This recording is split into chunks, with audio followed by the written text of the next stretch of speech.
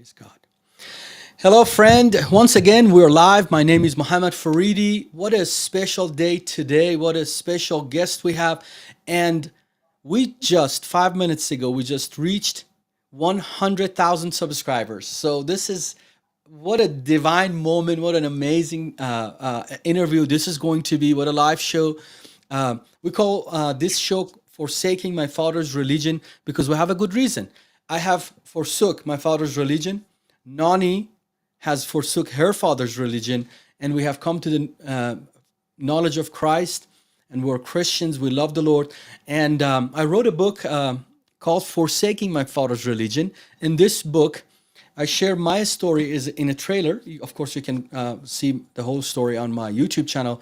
But if you want to get a book and you have pastors, friends, Muslims that you want to give it to them, it is absolutely free of charge. If you go to our website called iranchristians.org, there is a tab called free book. Fill the form. If you're in America, I'll send you a free copy.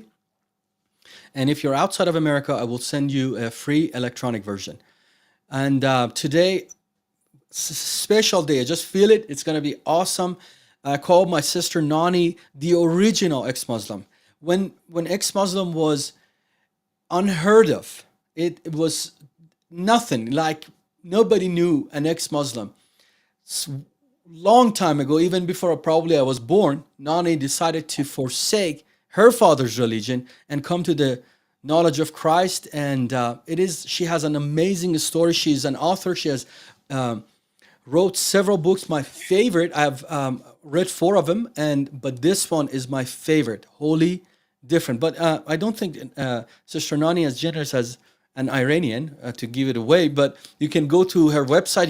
You can find this on Amazon or wherever the books are sold. You can find this. It's an awesome resource comparing Islam with Christianity and knowing that these two religion, two faith, whatever you want to call it, has nothing in common. Nothing. Their gods are different. Their practices are different. Their values are different. Everything. And Nonie is going to share her story with us and share about this book. And of course, because of her father's relationship with Israel and knowledge of the Middle East, we're going to talk about Israel too. This is going to be an awesome hour, and I cannot wait. Sister Nonie, what an honor. Seriously, I have looked up to you as the original ex-Muslim. I've looked your work. I've read your stuff. I have learned a lot from you. I'm just so honored at the 100,000 subscriber mark. You're here to share your story with us. What an honor for me. Please introduce yourself. Tell us what's your story and what do you have to share with us today. Well, Mohamad, the honor is all mine. I'm really proud of what you're doing and your show and how many people are following you. You're really amazing and doing God's work. I really Yes, appreciate ma'am. it. Just learn from Thank you. you for inviting me today. Yes. And there's a lot to talk about and remind people of that not all religions are the same. Not all religions are equal, and they don't preach the same thing. Because a lot of people in the West, they really think that all religions, more or less, are the same. And they're all going to God, and these are just different Yeah, paths. And if, exactly. yep, God But forbid. Islam is very unique. It was created actually hundreds of years after the Bible. And in my opinion, Islam came as a rejection of biblical values. It was a movement that was against the Ten Commandments. It was a movement against what the Bible preaches. And there is a reason why. Why did Islam reject all of these values that are very obviously very good for humanity? There's a reason. And the reason is Muhammad, their leader and their prophet, actually violated all of the Ten Commandments. So 100% agreed. every biblical value that the Christians and Jews stand for, their prophet has violated. So they cannot save face here. They cannot say, okay, we believe in the Bible, but we still believe in Muhammad. Yep. It came a time where those who call themselves followers of Muhammad, it came a time where they have to actually say, do we believe in the Bible or do we follow Muhammad? And they chose to follow Muhammad. And there is a reason also for that, because Arabs are known for their pride in their culture, and pride in their history, and pride in their prophet. So how can they believe in an idea, in a new faith, or a faith that that's not attacking Islam? The Bible is not attacking anybody, but it's very obvious that all their values are opposite, in in in contrast, in opposite contrast to the values of the Bible. And that's why Muslims are very active in trying to discredit the Bible. They are not just believing, unfortunately, I was born a Muslim. I was born in Cairo, and I really thought I was a Muslim. I never really practiced it. Nobody forced me to practice like praying and fasting. Thank God I didn't come from an ultra religious background. But I Not always not thought, not the one that I came from. That you're yeah, born a Muslim, you live as a Muslim, you die as a Muslim. Nothing yeah. matters to us more than Islam. I And I mean, defend it. I defend it. with all of my being, if I need to put my life down for it, I will do it. So Yeah, that's where the background I come from. It wasn't like, oh man, we casually are Muslim. No, every little details, sister, every little details, from what we were, what we ate, how did we walk, how did we behaved, how did we talk, everything. Did Muhammad do? has to be conforming to Muhammad. That's it. 14. We had to go back 14 centuries to the Bedouin culture of the Yeah, peninsula in order to conform. I mean, I they would tell me shaving your beard is a sin. You can shave your mustache. That's what Muhammad did, but you cannot shave your beard. And if you do it, you sin, and Allah will burn you in hell. So yeah, that's the type of Islam I come from. But yours, you're born in Cairo, Egypt. Even your mother tongue is Arabic, right?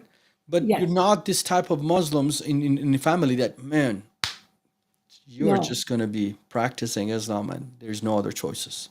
I think when the British ruled Egypt in the early 20th century, they brought with them a certain level of education and a view of the world that was different.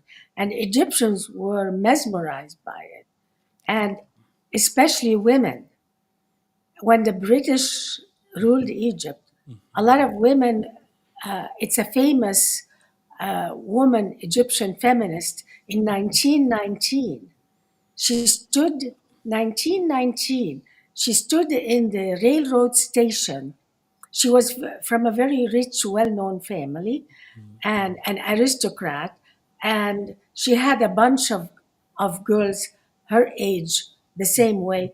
And they were all wearing the hijab, but they all took it off and threw it away and said, "We are now liberated." But they knew the British were there, and I'm not sure who was the ruler at that time. It's not Muhammad Ali. Muhammad Ali was earlier, but I'm not sure. But he was more or less okay with it. So the movement actually succeeded, and a lot of Egyptian women started not wearing the hijab. And that's why my mom never wore head cover. Wow. And even my grandmother, I my grandmother never wore head cover. So thank God I came during that period. So I really didn't have to struggle too much.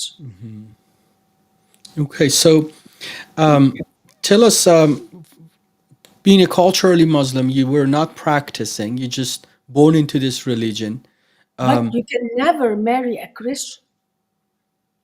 even It though you was were. very strict. You can't go out or date or even if you go out to the movies with a girlfriend, you look down like it's they want you to be at home. It was yeah. I didn't wear the head cover, but the culture was still with the head cover. You know what I mean? My question is now, so what is up with this head cover? Why, under the Sharia of Islam, if you go to, let's say, Saudi Arabia, the Mm. birthplace of Islam, if you're in Iran, Afghanistan, if you're in Pakistan, if you're in any country that is ruled by the Sharia of Islam, not only a Muslim that is in charge, but also the constitution or the law of the land is Sharia. Why are women forced to wear this head covering, or not the body covering, Yeah. the burqa? I just want to know A what's the. symbol. It's a symbol of the power of Islam. There is nothing else in an Islamic society that you enter a country and you see what's the symbol that you see. If you see the women with a head cover, you immediately know this is an Yep. Islamic. So, and then I, I, quite conservative, and I'm not like a feminist who wants to be anti-male. Like I think the West went a little too far into making the male the enemy of women. So I'm not. I didn't go that far, but I think a happy medium would be good. I like women to still be women, uh, but not but not be anti-male. Yeah, Like in some areas of Western, uh, far left Western. yeah, Uh, feminism. Yeah. So the it's a symbol of Islam, the woman wearing head cover. But why would they do it? Because I remember they would tell the my mom, my cousins, the girls that were around us, if you show your hair, it's sin. You're going against the Islamic law, and Allah will actually hang you with your hair. Will tell the women. But yeah, oh yeah, why would he do that? Like, what's what if you show your hair or you don't? yeah. See that? I think the this is a symbol, but it's more than just a symbol. I think men didn't want someone to look at their wives and their daughters. So they had they were promoting covering their wife and their daughters so nobody looks at them. It's a kind of Dominance. male dominance and the during Muhammad's time you can have 11 wives if you want, like Muhammad. He had 11 wives, even though he allowed only men, only four, but he had 11. So, so I think um, he didn't want anyone to look at his wives. So there is a kind of jealousy between men that created, okay, let's cover them. Let's cover them so no one looks at them. Yeah, So this is how it started, probably. But probably. And then there's also, the, another reason. If you notice, even men in Arabia, because of the sandstorms, they used to wear a exactly, kind of so men and women culturally before because of the Islam climate that they were in, they covered themselves from they the had to sun, from cover the sand. because of the sandstorms. So both men and women wear some kind of a headrobe. Saudis until today, men wear this. thing, and It's so like a they still tent. preserved Yeah. it. They preserved it, but it had a reason why it started. Yeah. And then Um, also, I have heard from Muslim scholars, um, the YouTube Dawa gang, and these people that they say that, well, Allah wanted to protect man from being tempted. yes, of course. Allah wouldn't tell the man to cover your eyes, don't look. Yeah, He would tell the women to cover themselves. It's this cover Allah themselves. of Islam is amazing. So I want to go back to your story. It's also an excuse if a man rapes a woman. It's her fault. Very In much. Islam, it's very famous that whenever a man misbehaves with women, it's always the woman's fault. Always. You must have shown your hair. You must have put makeup. Yeah. Provoked him. You provoked him. You You tempted him. provoked him. You provoked him. It's Very much. never the man's fault. Yeah. Amazing. And then, so you're growing up in this Muslim family, which is culturally Muslim, not practicing. Um, what happened that you decided to you choose Christianity over Islam, or what is that journey? Yeah. Well, frankly, I didn't change. I never really practiced it. I thought Islam was just I was born in it, and I defended it, but I never felt emotionally connected with it. It was almost like a pride thing, but not. Identity. It's an identity and it's pride, but that was it for me. When I came to America, I I started changing a little bit. And then one day I had a neighbor who was going to church and she told me, come with me.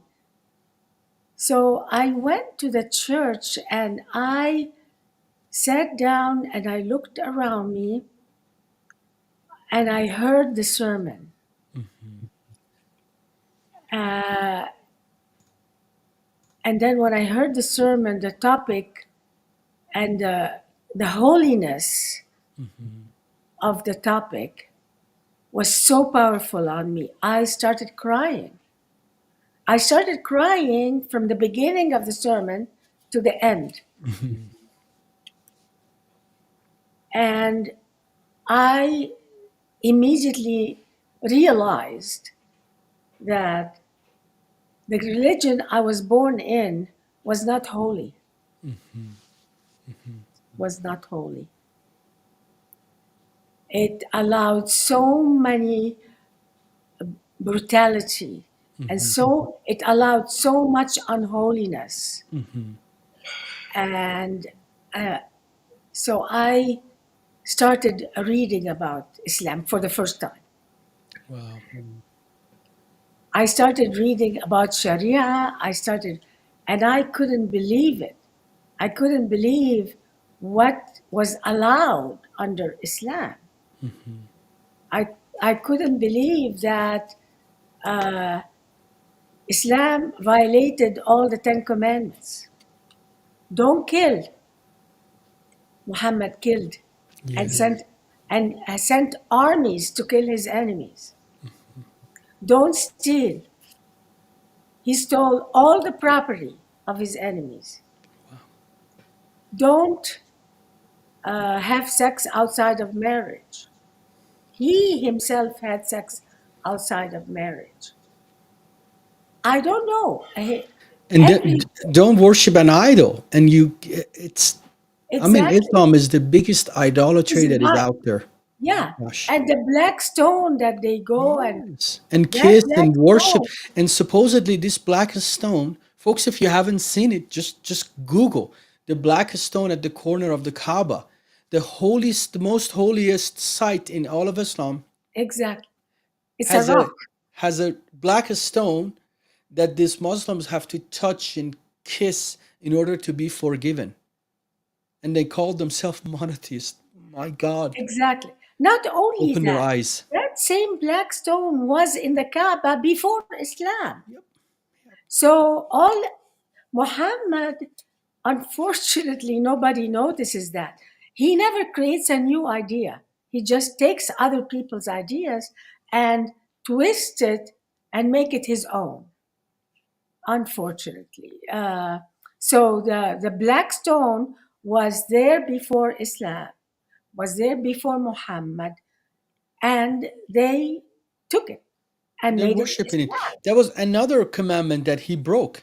So now you have gone to church, you heard the sermon, you're like, this different. So let me go It's and study Islam. And then the more you're studying it, the more unholiness, the more unrighteousness, injustice you're coming across. exactly. Uh, So this it's was your totally journey of focused studying on this sex religions? and women and sex in such a, it's just so obvious in Islam. Everything. If you divorce 3 times your wife, you have to go marry another woman, Wow. have sex with another woman in order to return to your wife. So it's just so uh, obviously unholy for me, that I had to leave Islam. But I would never dare do that when I lived over there, because Exactly. you can't do it.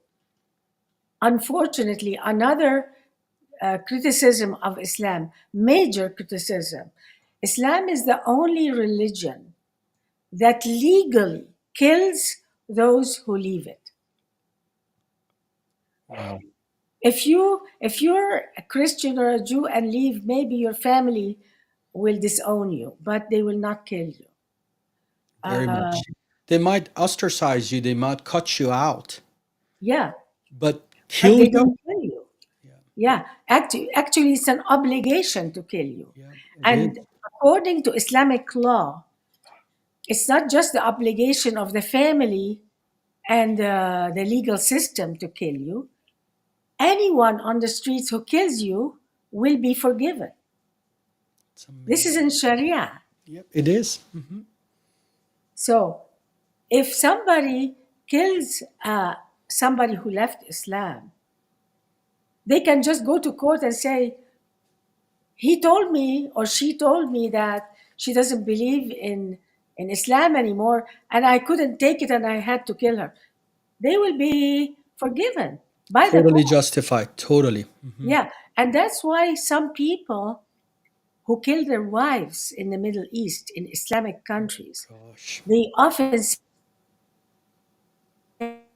that she insulted the Prophet Muhammad. They don't say, I just wanted to divorce her, or I killed her by mistake or something. No, they give that as an excuse, and actually they get forgiven in the courts. Yeah. Wow. Wow. Yeah. Crazy. So back to the church's story. You see the difference. You come to study it. You're finding out what actually Islam stands for and what is it. Finally exploring, experimenting with it, and then what happens, Nani? Yeah, I went to, I had taken my kids to a Christian school here in America because I wanted them to learn about values.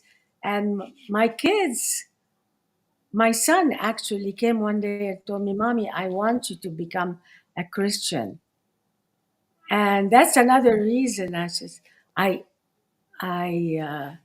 considered Christianity. It's like, here I am, a Muslim, a supposed Muslim in America, and I had to take my kids to a Christian school in order to teach them about morals and values. That's amazing. I I didn't take them to Islamic school. I didn't take them to a secular school. I took them to a Christian school. So that tells you something about, if you if you want to take, I know people who are not, many people who are not Christian, who take their kids to Christian schools and to even Catholic schools, Yeah. who are not Catholic, but just the idea of the values that they learn. So I'm very grateful. I'm very grateful for America to have given me the freedom to announce Yeah. that I am a Christian Yeah. without being killed. Phew. We can come to America from cultures where if you announce you're a Christian, you will be killed, Yeah. and Yeah. you will be killed by people who are not even uh, too religious in Islam. Yeah. Wow. So now your son, your kids are going to Christian school because you know that's where they're gonna get. If there is any good in this world, it is in this. It's in the hand of the Christians. Absolutely, And I have heard so many stories, so many stories. Muslims, Hindus, Buddhists in India, in Bangladesh, in Sri Lanka, all over the world, they send their kids to Christian schools yeah, because they know that there they would get better education and then they would learn morals. It's amazing. But when you come to talk to them about, hey, maybe you need to know what Christianity stands, that it produces this, they said, no, no, no, no, exactly. just for my kids. Just from exactly. So now your son comes home and tells you this about Christianity. And what did you react? You're like, I don't know what Christianity is. How did you um, finally decided to abandon Islam, to forsake Islam for the sake Yeah. of Christianity? How did that happen, Nani? Uh, Immediately after I felt this way in the church, the pastor was saying, if anybody was not baptized, we have a baptism after the church service. So I got up and I went to the baptism area, and I was shivering. I was it's almost like I'm being cleansed. Wow. I'm being cleansed from Islam. I stood there and I immersed in the water, and I got up and I was like a new person. It was an amazing experience. You really have to have been a Muslim In order to to know. really appreciate Christianity, what, or have lived as an atheist or had atheist parents, or really, it's a very powerful experience in life that I'm so grateful Praise God. that I saw the light, and I unfortunately none of my family in Egypt, like my sisters, my brother, my mother, actually they all disown me. Wow. Wow. Yeah, Isn't Islam the religion of peace and tolerance? What happened to that? what happened? No, Yeah, they didn't tolerate you, huh? Islam, being a Muslim is like belonging to the mafia. Oh, that's You so leave true. us, we kill you. Oh my gosh, I Don't don't you think dare leave anybody has us. said that. That is funny. It is true. It's true. You're How can it be a religion? A religion is supposed to be by choice. supposedly. Suppose it's something in the soul. That's why they call it religion. It's not it's not a political ideology by force like communism. But Islam is worse than communism, in my God opinion. knows it is. God knows. Yeah, because communism lasted for how many years? So far, since the early 1900s, it's not even, it's almost a century, Yeah, communism. I would. That's what I was. 100 years maybe. Yeah, but, and it's already losing its power now. Eastern Europe is rebelling against it Even Russia is rebelling against it. So it's losing its power. Islam has succeeded for over 1300 years. Yeah. And the only reason Islam is surviving is because of the death penalty for leaving Islam. Uh, the head uh, of the Islamic university in Egypt, Al Azhar University in Egypt, the head of that college, he was asked why by foreigners, why is there a death sentence for those who leave Islam? Isn't it time to abandon it? And his answer literally was, if we abandon the death penalty for leaving Islam, Islam will not exist. God knows it is true. God That knows. is how they know. They know. The leaders of Islam know that if they remove the death penalty for leaving Islam, the whole Islamic world will collapse. That is so true. It is collapsing, but it's going to be a lot quicker. It will How many? collapse a lot quicker. Yeah.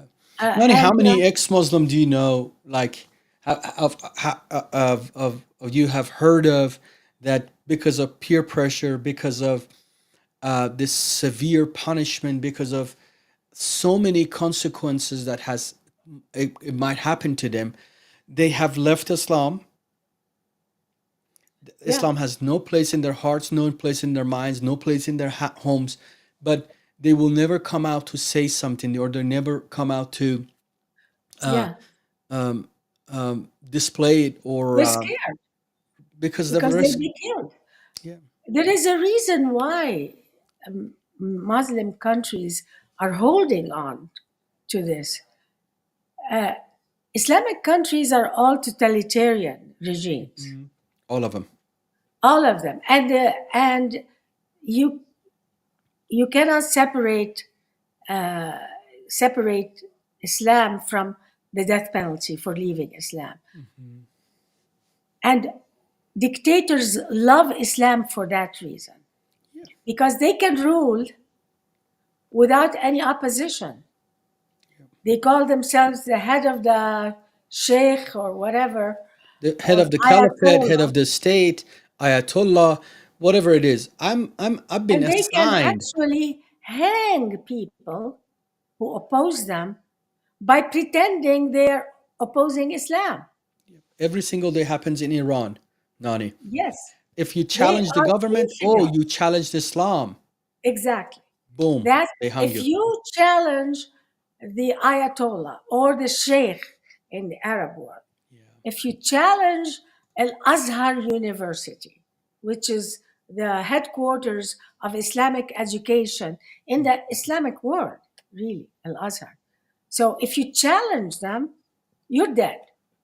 So It's amazing. dictators love this system because it's the only way they can rule without opposition. The minute you have opposition, you're killed. Yeah. So true. So frankly, I'm not even sure if Islam will ever end, because Islam is very handy to totalitarian regimes. And Hitler was quoted. He met Haj Amin Hosseini, who was at that time the head of the Islamic movement, and he told him, I wish in Europe we had Islam, because we wouldn't have so much opposition. Wow. And it Yeah, seems that today he's getting his wishes. yeah, This mass immigration of Muslims to Europe. yes, Oh my gosh, when you look into England, France, Germany, that's it. Frankly, it's finished. it is. Western Europe is finished. Their only hope is Eastern Europe. Eastern Europe and Poland and Yeah, Italy is turning Hungary, against it. because Eastern Europe suffered a lot from Islam when the Turks attacked Eastern Europe, and they were brutal. They used to kidnap the children, take them to Turkey, and they made the Mamluks. Mamluk means owned. They had the owned army, and the Mamluks actually were in Egypt. These were all young Eastern European boys, especially boys, who were taken from their families by force, kidnapped, Wow. and they made an army of them, the Mamluks. Yeah. So it's brutal. Islam is brutal. It's cruel.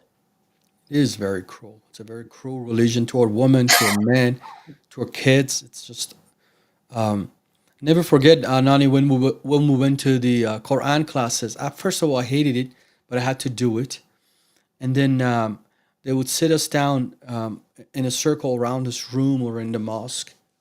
And then this sheikh in the mosque, the clergy in the mosque, had this long piece of hose, like rubber hose.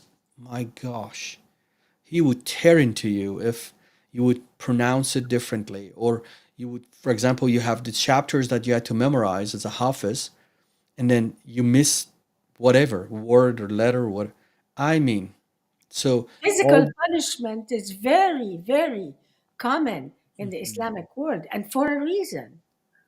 Yeah, They have to associate, they have to bring up children believing in Islam without thinking. that's it. If you ask questions to the sheikh, it means you're thinking. They don't want you to think. So, what do they do to people who think?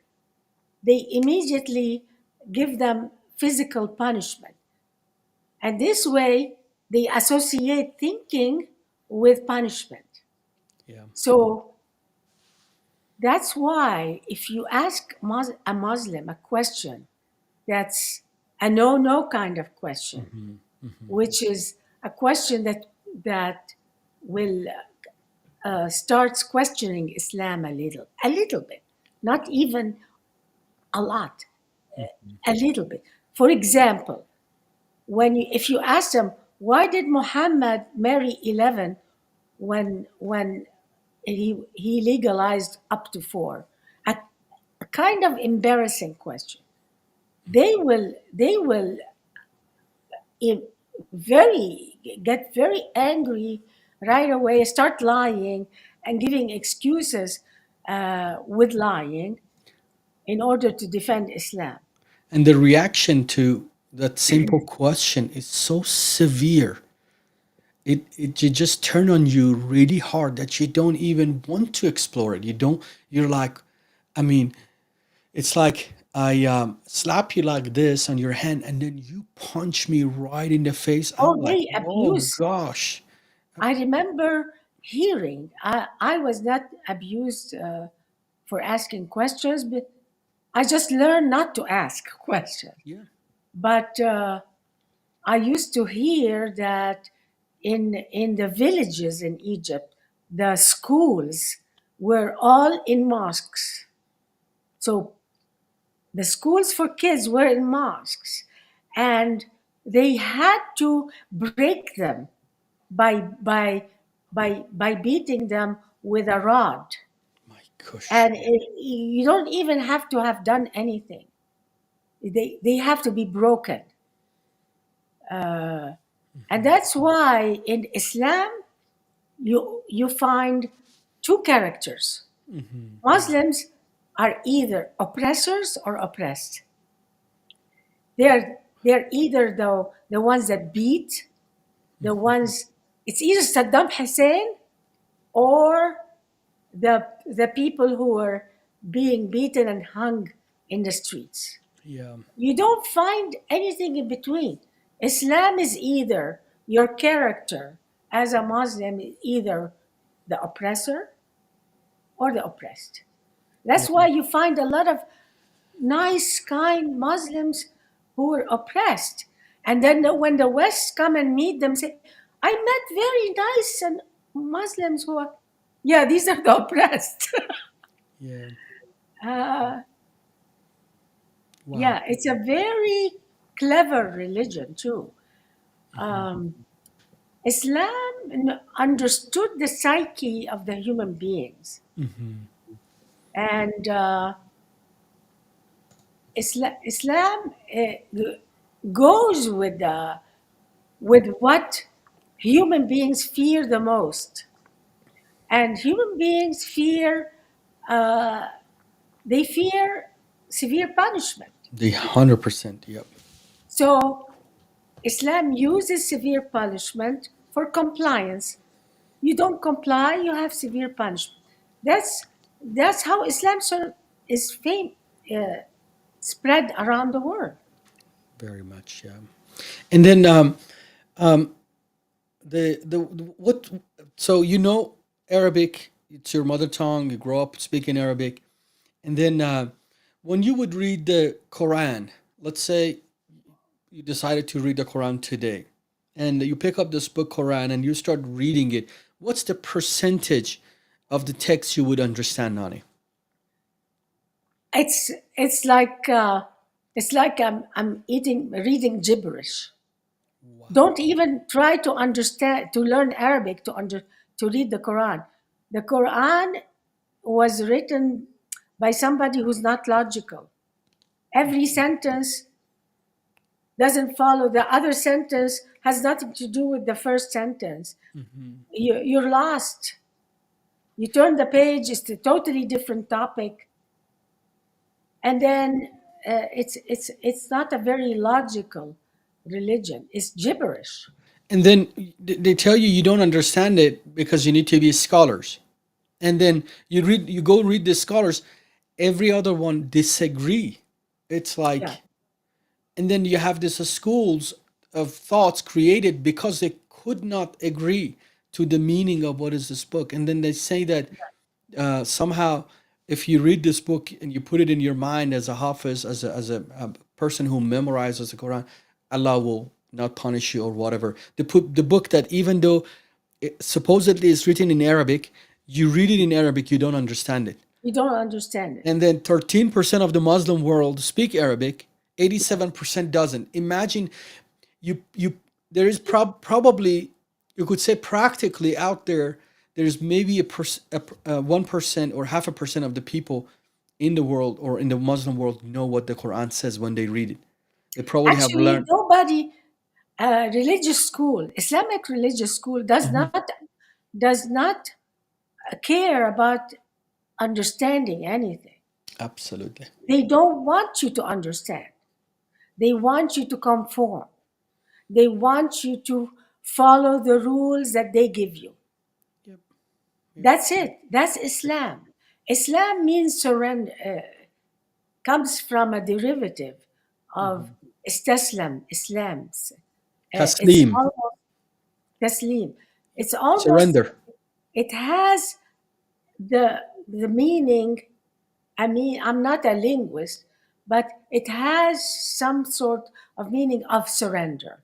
So you better surrender to my ideology. That's Islam. Yeah. I And don't don't want you try to to ask understand questions. it. I don't Yeah. want you to understand it. I don't want you to. Whether you speak the language or not, you won't understand it anyway because it's meant to confuse you. I think the confusion in Islam is on purpose. 100% agreed. Yep.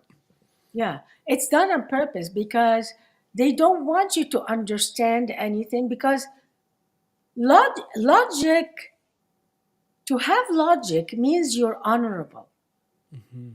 If you want to explain something sincerely and be honest about it, it means you're honorable. But the people who wrote this book were not, in my opinion, were not honorable. They just wanted to put words together and make you obey it and and surrender. Yeah. And then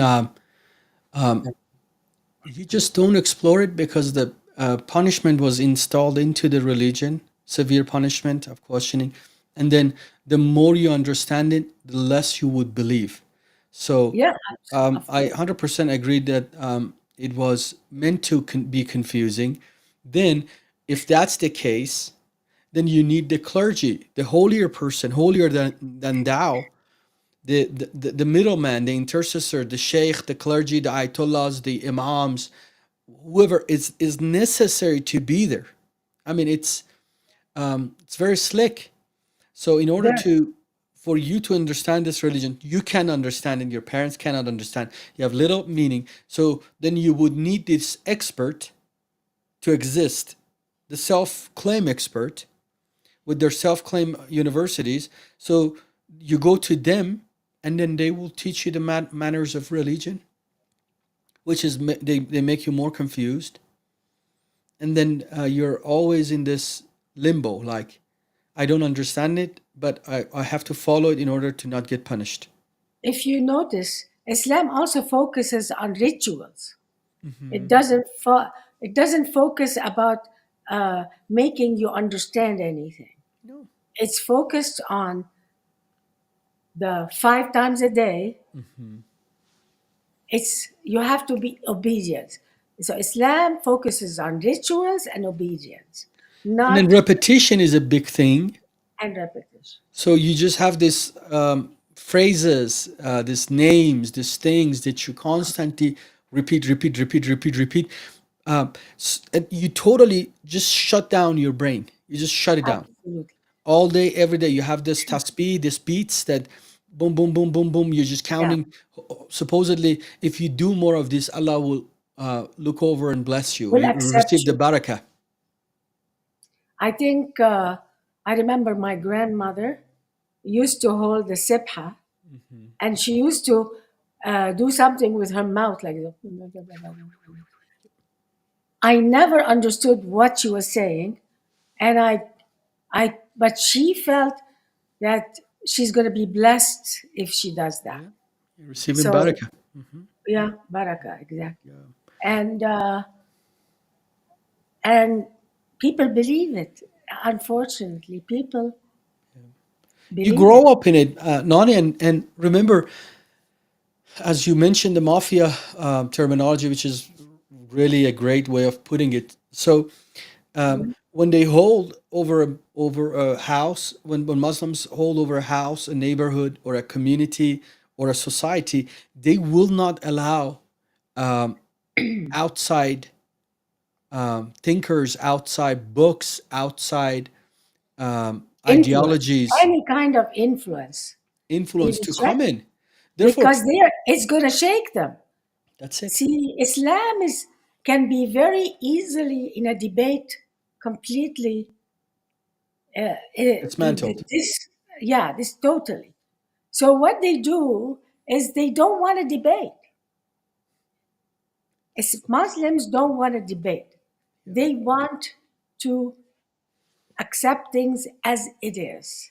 Hmm. So that's why when they came to the West and they were asked questions innocently, Western people are so simple. They're very logical. They come and ask somebody, a Muslim, a question, and they think they're going to get an answer, very honestly and simple.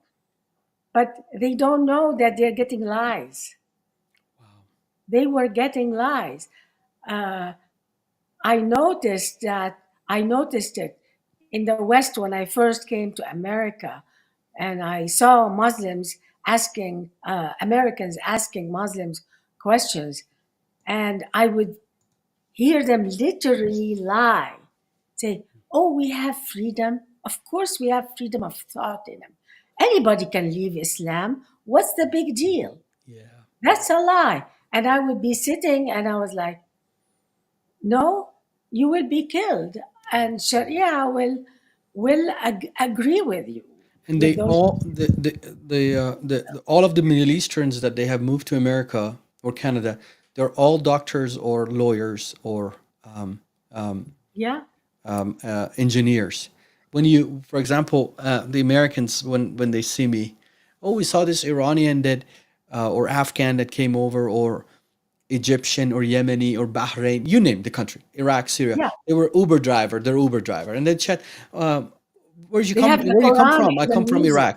What was that? Yeah, when I'm on the East Coast and I take a taxi, many of the taxi drivers have uh, the Quran is Yeah, being recited yeah, in their in the cars. taxi. Yeah, And then they tell me, oh, I asked them, what did they do before they answer, before the Americans answer? I say, they were lawyers, doctors, or engineers. yeah, They say, how do you know? Because that's what they say. yeah. They want you to think they came from this very Of course. highly educated, Oh, noble family. this is very common, uh, and even in my family, I mean, we are so proud to be to to say that we come from such a great family. We It have was Iran was so great and wonderful, yeah. butterflies and Well, why everything. are you here? But Yeah, I'm miserable in America. You're like, you lying, blasphemous yeah, thief. What are you talking exactly. about? We Yeah, ran away because it was a hellhole of Islam, of with no course. freedom for women, with no freedom for men, with no No, freedom for no freedom for men nothing. either, by the way. A lot of people focus on women because it's the clothes. But even with men, I mean, uh, there are many laws that restrict men from many things in Many Islam. things. So it's both men and women. It's just Level. It's just different more restrict. oppressed for women. But it's not like the men are free. It's a No, men are not terrible free either. situation. It's a Yeah, different kind of. The minute uh, a Muslim man in his home is a master. That that's it. was Islam gave the man this pride. Inside his home, he's the master. The Yeah, the minute he ruler. steps out the door, Yeah, he's a slave yeah. of the system. That's A amazing. Muslim man, he steps outside the house door and he can be slapped by a policeman on the face and taken to jail for any reason. Any reason. Yeah, Any reason. Any I've reason. seen Wow. that. I have seen that. Yeah. The mafia mentality is, you just obey, you just You surrender just to me, obey. and I can do anything at any moment, and any accusation, and you have no right to And defend me. that's why men in Islam are given this power over women. Because if you take that power away from them, what else do they have? Nothing. Nothing. Yeah. They're going to rebel against the government. Yeah. So the government gives them, the government and Islamic law itself understand that we can buy the men by giving them power over women, even killing them, Wow. even killing their own wives and sisters and whatever. We have to give them something so they become our slaves. So men, Muslim men, are the slave of the system if they open their house door. Wow. Wow. That's Islam for you. And there is nothing out of it. And then when you come out of it, when you accept Christianity, when you accept Jesus, it's it's amazing when this It's amazing the heavy weight. freedom. We feel so free. Yeah, it's like you break loose. It's like you've been Yeah, carrying a car on your back all of these years, and then finally, when you break out, you just like, my goodness, what exactly. was I thinking? Why did I not change sooner? It is awesome. Exactly. That's I was in America for 7 years. More than 7 years. Maybe 12 years even. Until I became a Christian. It took me a long time, unfortunately. Yeah, yeah. Yeah. But when But you accept it, you cross over. Ah, you never go back. Never. yes, It's like you're liberated. Yeah. You know, many Christian songs talk about, Christ set me free. Mhm. This, you never understand the meaning of it until you really, if you're a Muslim and left and became a Christian. I think it's a That's, thousand times stronger. You know what I mean? It's like, yeah, um, if you're a Christian, you're born in a Christian family, of course you have to make that decision personally to make Christ your Lord and Savior in order to be saved. But because you've been in a Christian family and they treated you as a child with respect, with love, with care, kindness, now you accept Jesus, there is freedom in that for sure, 100%. But when you compare it to the Muslim culture, when you come from an Islamic background, you've been exactly. abused, Wow. molested, mistreated all of your life as a lifestyle. And then you accept Jesus and you break out of it. He My set God. me free. I fully understand the meaning of Christ has set me free. Yeah. It is so true that you really have to come from an Islamic background to fully grasp the Yep. meaning. Yep. And another thing in Islamic culture Islam is very cruel. But Mhm. if you live in Islamic, I'm not sure about Iran, but in Egypt, it's a very hierarchy kind of. Mhm. The top people abuse the ones below them, and the one below them abuse the one below them, and the one Exactly like below them Iran. abuse the one below them. Yep. In Egypt, we had we used to have maids, and I remember these maids were raped by by many men. Wow. They were raped Mhm. and they were beaten. Mhm. Not, I'm not saying every Egyptian family, of course not, but it was quite common. It was quite And unfortunately, I saw this in my own family. And I asked somebody here in America who's actually a famous person who speaks like us. Mhm.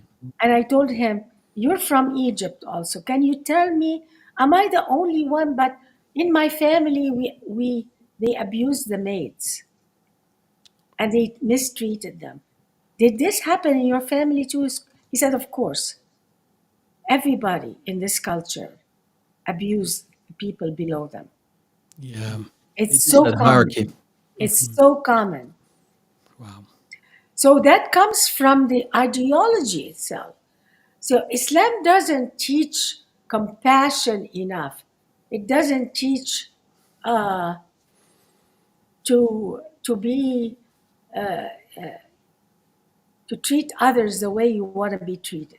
Islam doesn't teach that. Islam, in fact, teaches cruelty. It teaches cruelty. And Nani, if even I'm 100% in agreement. I never heard growing up that we need to treat people the way that we wanted to be treated. Never. This is a Christ uh, Christ. commandment, and nothing is like it out there in anything. If somebody gets it in Buddhism, they were reading the Bible. Bottom line, that's it. But 100%. let's say even though let's say this doesn't exist, but hypothetically it does. Islam will teach. Muslim scholars decide to teach their kids from this moment on to care for one another and treat one Yeah. another well.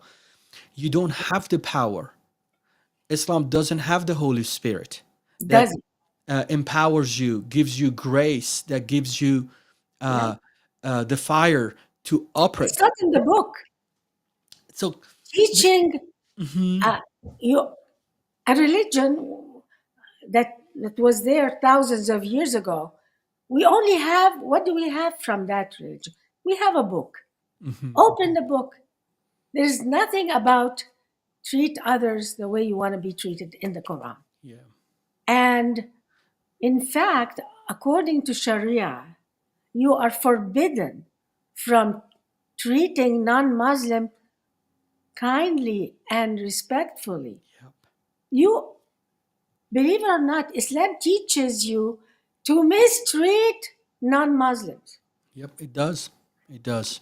And Yeah. if you walk on a sidewalk and you see them coming on the same sidewalk, leave. They tell you to leave it. Can you believe it? Yeah. To treat them with disgust. Yeah, that's It says to Islam. smile in their face, but hate them in Yeah, your heart. exactly. That's Only if you're a minority. yeah.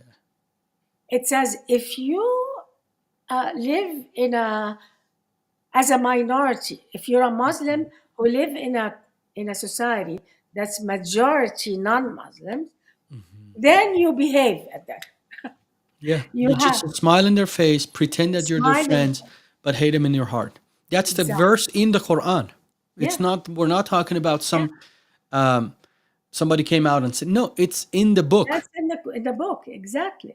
So, and frankly, I felt it when I was a child in Egypt. When, even though I wasn't very religious, but when I used to have Christian friends, I used to look like Down on them. funny. It felt funny that, am I supposed to love them or am I supposed to not like them? I felt funny about it and I didn't know why. It was the way the input we get by society, the input we get. Yeah. Uh, Actually, I once heard some family member telling a Christian neighbor of ours who was a very nice woman. And my family member was telling her, "You are so nice.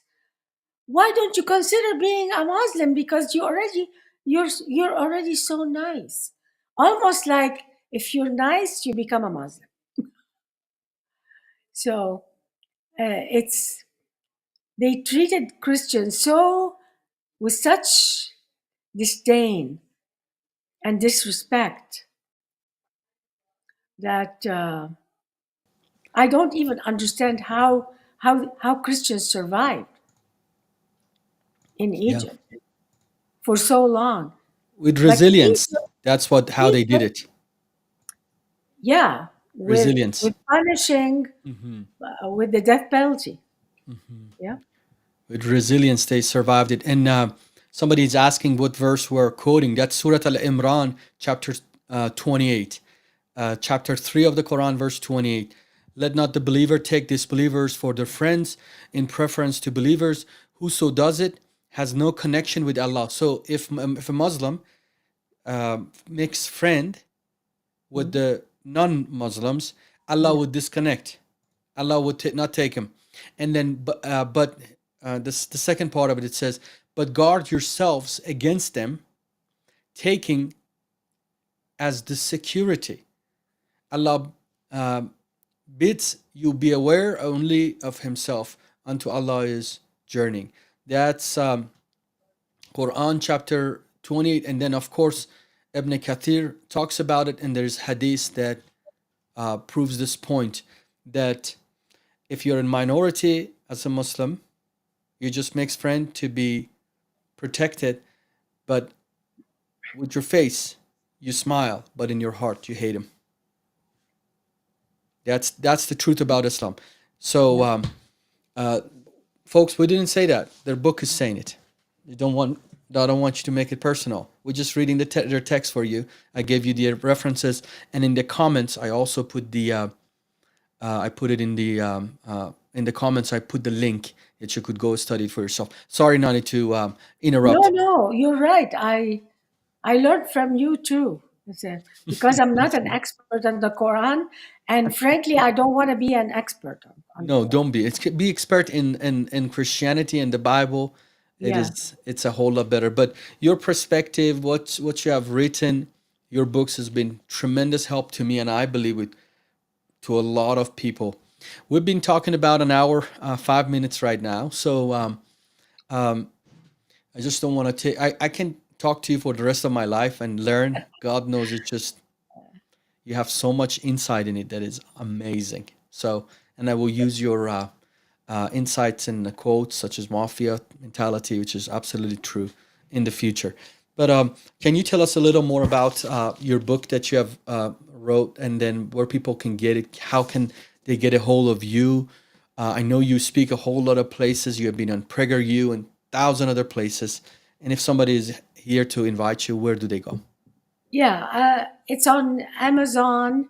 Hmm. My books are all at any bookstore. Hmm. And yeah, my Wholly Different is really this, it sums up my journey, Hmm. because I started with simple truths that lacked in Islam, and I was like, why this idea that I see in the Bible not in Islam? So I started comparing, Hmm. and especially the idea of sin. The idea of sin. What is sin in Islam and what is sin in the Bible? Yeah. It's totally different. Totally different. Uh, in the Bible, a sin is clear. It's certain actions that's clear. In Islam, a sin, it depends. Conditional. It's conditional. Yeah. Don't steal, but you can steal. In such a Don't kill, but you can kill. In In certain such a areas, it's prohibited, but in certain area, it areas, is. it's yeah. And this way, really, they're not doing Muslims a favor. Any faith that's not clear about uh, its values. Yeah. So Islamic values are not clear. They're confusing, because I can do something here and I'll be rewarded for it, and over here I'll be killed for it. Yeah. Uh, so And also, there's something, for example, when you pick up this reliance on traveler, the yeah, Sharia book for Muslims who are immigrants, which is mm, Al Azhar University has approved it as a being the Quranic based scholarly written and all that. yeah, It's, for example, when you're going through this Sharia book for immigrants, you find, for example, the chapter on lying. There's a chapter that it tells Muslims how to lie, where to lie. how to lie? Is it it's like, what? It's crazy. You got a chapter, a whole chapter designated to lying? Yeah, well, So yeah. so Don't therefore the lie. lying is not a sin then. Yeah, it starts with don't lie, but you can lie under this condition and this Even to your condition. wife, where you have gone, you can lie to if You can lie to your wife. mhm, In the Sharia book, you can lie to your wife yeah, yeah, if what you did is going to upset her. So a man who has a second and third and fourth wife can lie to his wife and tell her, no, you're the one and only, honey. That's acceptable. yeah. That's Permanent acceptable in Islam. permitted lying, obligatory Permitted lie. lying, white lies, taqiyya, ketman. You're like, Yeah, my good. yeah. It's a very sophisticated chapter on how, where, what lying is what. It's amazing. It's just amazing. It's Folks, legalized. stay away from Islam. The bottom line of it is just stay Abs- away from Islam. Ladies, um, male, female out there, when you come in contact, they want to marry you, they want to fall in love with you. Don't do it. Don't play with fire. It is going to burn you. It really will. We're Muslims. We were Muslims. We come from this Islamic background. We know these things. We're hopefully we can communicate it over. That I get a lot of calls, a lot of emails from American women who married Muslim men, and I try to help them because they're asking for help. They are regretting it, and they want a divorce. They're not giving them the divorce. It's like hell for them. yeah. So stay away from it. Learn. We want to love Muslims.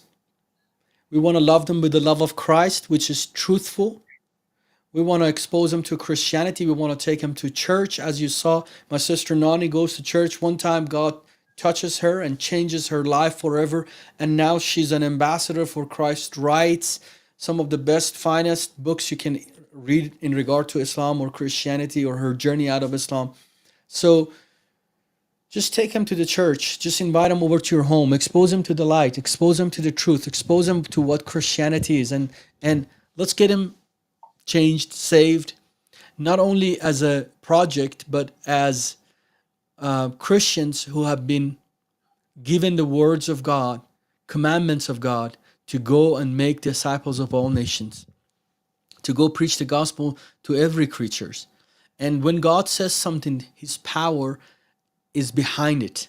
When God says something for you to do, you don't need to pray about it. He has already given you the green light.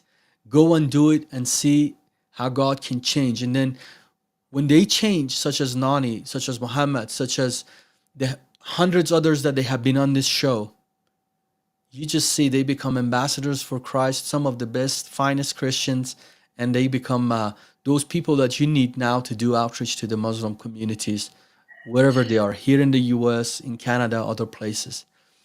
Nonie, would you tell us how people can get a hold of you, and what would be your final thoughts?